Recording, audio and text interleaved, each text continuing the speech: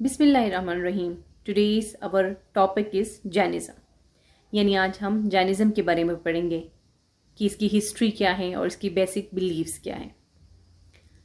सबसे पहले history of Jainism. The name Jainism derives from the Sanskrit verb ji, to conquer. Is referred to the ascetic battle that it is believed Jain renunciants must fight against the passions and bodily senses to gain enlightenment, or omniscience and purity of soul. The most illustrious of those few individuals who have achieved enlightenment are called Jina. In the traditions, monastic and lay adherent are called Jain और जैना। यानी जैन मत का नाम संस्कृत के verb जी से माखूज है, जिसका मतलब है फतह करना। यानी इससे मुराद सन्यासी यानी एसेटिक जंग है, जिसके बारे में ख्याल किया जाता है कि जैन मज़हब के अंदर मौजूद भिक्षुओं और जो नन्स या मॉन्क्स है को इनलाइटमेंट या रूह की पाकीज़गी हासिल करने के लिए जज्बात और जिस्मानी हवास के ख़िलाफ़ लड़ना चाहिए।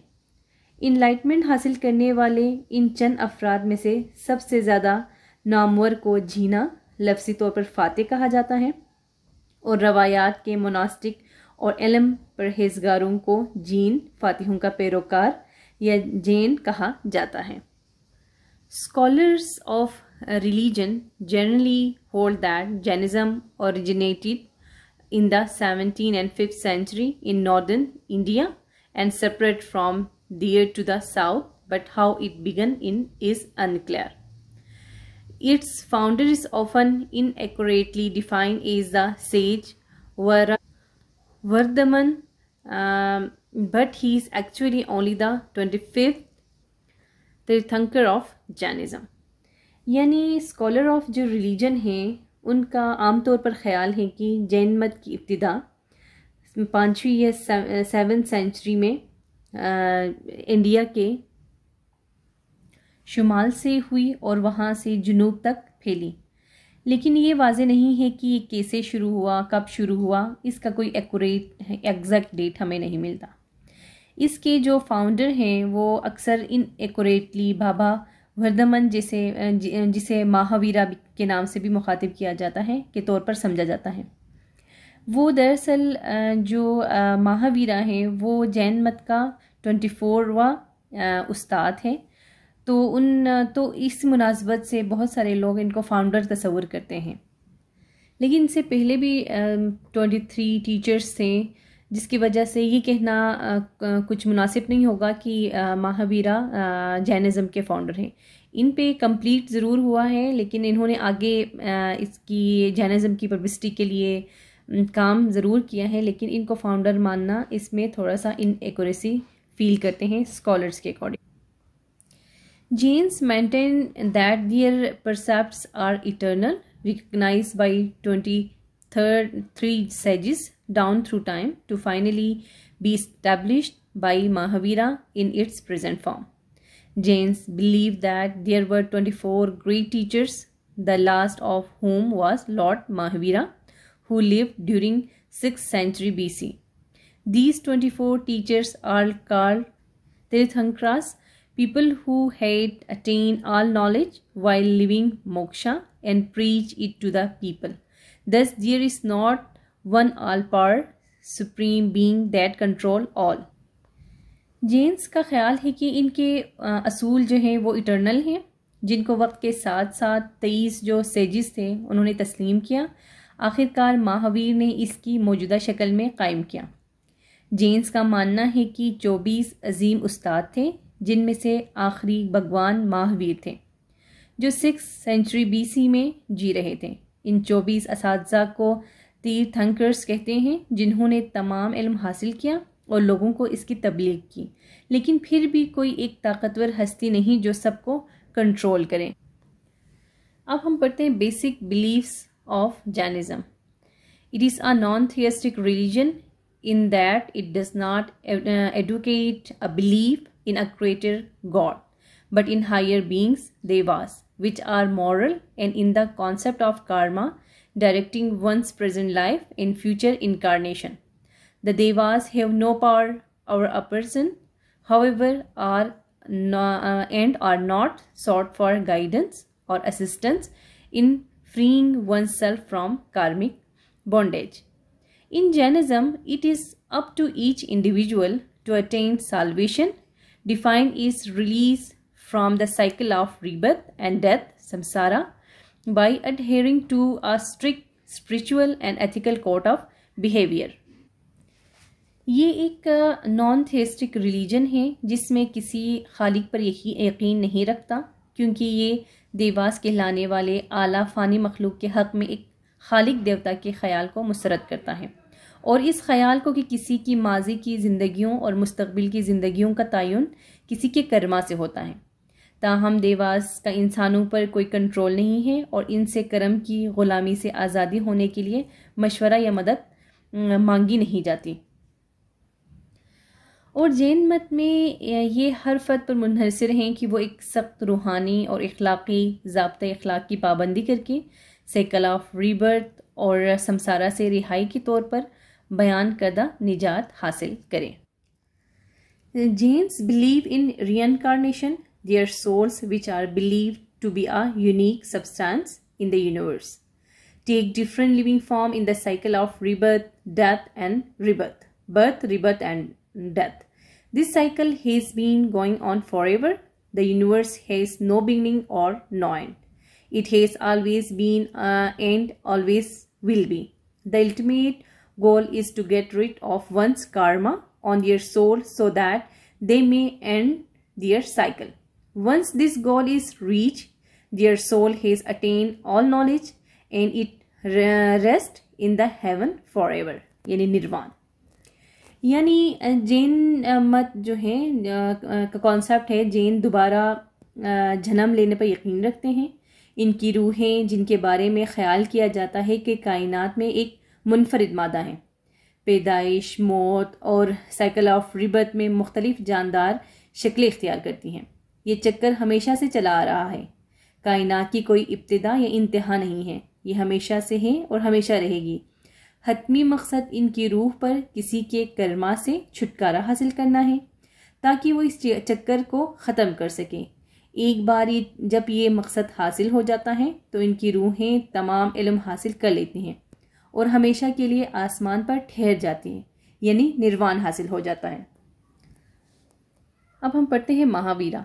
The 24 Tirthankars considered to be the greatest of them all. He is known as Mahavira, which means great man or hero. Mahavira was born 599 BCE of noble descent and left home about 30 age to live the life of a wandering holy man. He experienced great liberation after 12 years of meditation, wandering and extreme mortification. He left completely free of all bondage to the ordinary world and fully control of himself. Because of this, Mahavira is called a Jina, which means conquer. 24 जो तीर्थंकर्स को इन सब में से सबसे बड़ा समझा जाता है वो महावीरा के नाम से जाना जाता है, जिसका मतलब है अजीम आदमी या हीरो। महावीर की जो पैदाइश है वो 599 क़ब्ल मसीह में हुई। अजीम एक नोबल फैमिली में हुई और तकरीबन 30 इयर्स की उम्र में वो एक वंडरिंग लाइफ के लिए वो चले गए। उन्होंने घर छोड़ दिया और उन्होंने 22 साल के वंडरिंग के बाद, मुराक़े के बाद, घूमने फिरने के बाद इंतहाई मायूसी के साथ बड़ी आज़ादी का तजर्बा किया। उसने आम दुनिया के तमाम ग़ुलामी से मुकम्मल आज़ाद और ख़ुद पर कंट्रोल महसूस किया। इसकी वजह से महावीर को जीना कहा जाता है, जिसका मतलब है फातेह। अब हम पढ़ते हैं एथिक्स एंड प्रैक्टिसेस, यानी 5 vows. Jainism has 5 ethical recommendations. Although monks and nuns are expected to adhere to them strictly, there is some flexibility in regards to lay people. Ahimsa, non-violence. This is the foundation of Jain ethics, and they are best known for their extreme measure in this regard. Jain lay people avoid occupations include hunting, fishing, and even forming because of the possibility of injuring insects. Satya speaking the truth. They believe that lying and exaggeration are dangerous because they often cause hurt. Third पे है Astria non-stealing. Stealing causes pain to others and arises from improper desire. Brahmacharya, chastity or faithfulness to us suppose. This means completely celibacy for the monk or nuns, but means sexual fidelity to one's spouse for the married individual. Aparigraha, non-attachment. Aparigraha is a concept relating to the absence of possessiveness. This is one of the main virtue of Jainism. Jainism के 5 इखलाकी recommendations हैं। अगरची ये जो Monks और nuns के से तवक्को की जाती है वो इन पर सख्ती से अमल करें, लेकिन आम जो लोग हैं इनके हवाले से कुछ फ्लेक्सिबिलिटी दिखाते हैं। और सबसे पहले 5 एथिकल रिकमेंडेशंस में आते हैं अहिंसा, नॉन वायलेंस।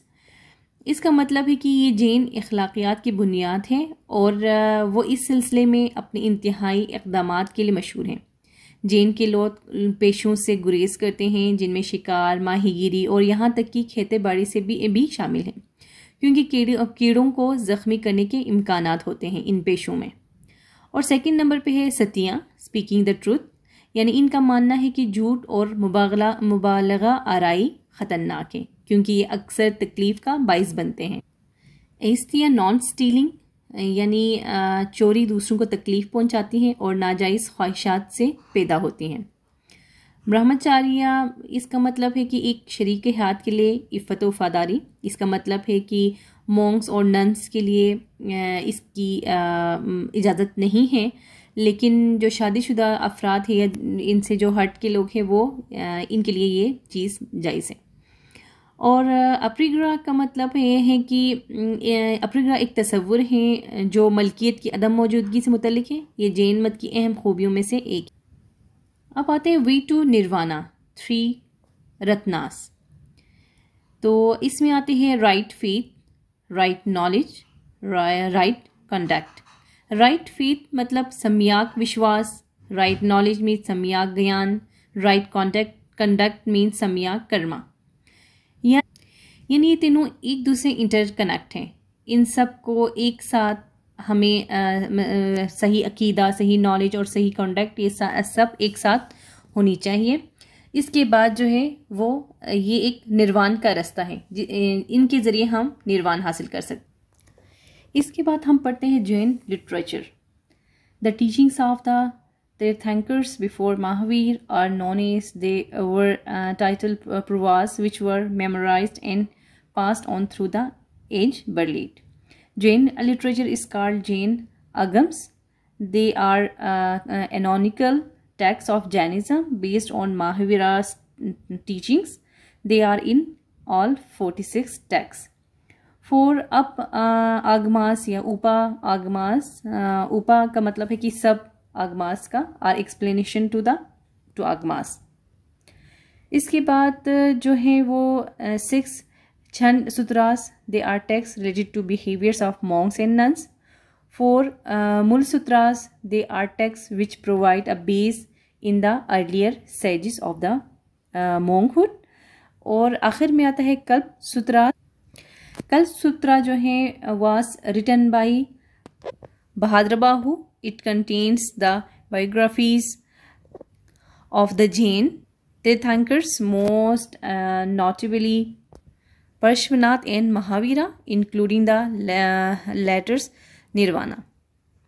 यानी जो टीचिंग्स थे, जो महावीर के जो वो 14 प्रवास थे, जिसको पहले रिटन फॉर्म में नहीं था, ये ऑरली ट्रांसमिट होता था, तो ये इनके लिटरेचर में शामिल है। और जैन लिटरेचर में जो है वो आगम्स या ये एनोनिकल टेक्स्ट हैं जैनिज़्म के, ये बेस्ड है महावीरा के टीचिंग्स पर, और ये 46 टेक्स्ट हैं।